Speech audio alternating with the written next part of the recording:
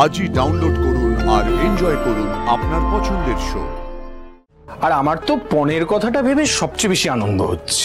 মানে আপনি পণ নেবেন? বারে, পণ ছাড়া আবার বিয়ে হয় নাকি?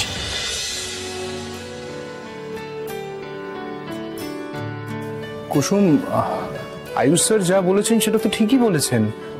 আজ যা ঘটেছে তাতে তোমার কোনো দোষ নেই। আমি সম্পূর্ণভাবে বিশ্বাস করি তোমায়। তারপর কে কি বললো, কে কি ভাবলো, তাতে আমার কিচ্ছু যায় আসে না। আমার সৌভাগ্য কুসুম যে আমি তোমার মতো একজন জীবনসঙ্গী পাচ্ছি। আপনি এখানে? বাবা তো ঘরে নেই। এত ভালো কথা, এখন তোমার বাবা বাড়িতে নেই। আপনি হঠাৎ অসময়ে এলেন। তোমার সাথে দেখা করতে এলাম কুসুম। কেন, নিজের হবু বউয়ের সঙ্গে দেখা করতে কি পাঁজি পুঞ্জিকা দেখে আসবো নাকি? আর আমার তো পণের কথাটা ভেবে সবচেয়ে বেশি আনন্দ হচ্ছে। পণ? মানে আপনি পণ নেবেন? বারে, পণ ছাড়া আবার বিয়ে হয় নাকি? রাতুল সাহেব, আমি ভেবেছিলাম যে আপনি ভালো মানুষ, কিন্তু আপনিও তো। দেবীমা যদি জানতে পারতেন যে পণ ছাড়া আপনি বিয়ে করবেন না, তাহলে উনি কোনোদিনও আমাকে এই সম্পর্কে জড়াতে দিতেন না। কিন্তু দেবীমার আদেশ আমি অমান্য করব না। সেই ভালো, কিন্তু পণ তো আমার লাগবেই। আর পণ স্বরূপ তোমার গোটা পরিবারকে আমার সাথে ভাগ করে নিতে হবে কুসুম।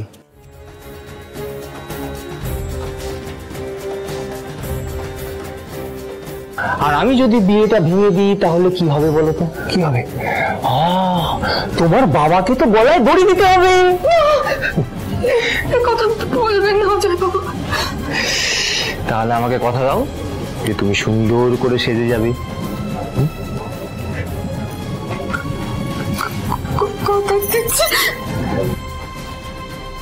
পারবে তো পণ দিতে?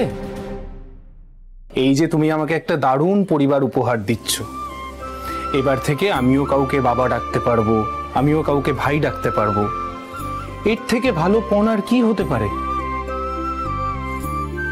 কুসুম, ছোটবেলা থেকে আমি নিজের বলতে কাউকে পাইনি, কাউকে কোনোদিনও নিজের করে ভাবতেও পারিনি।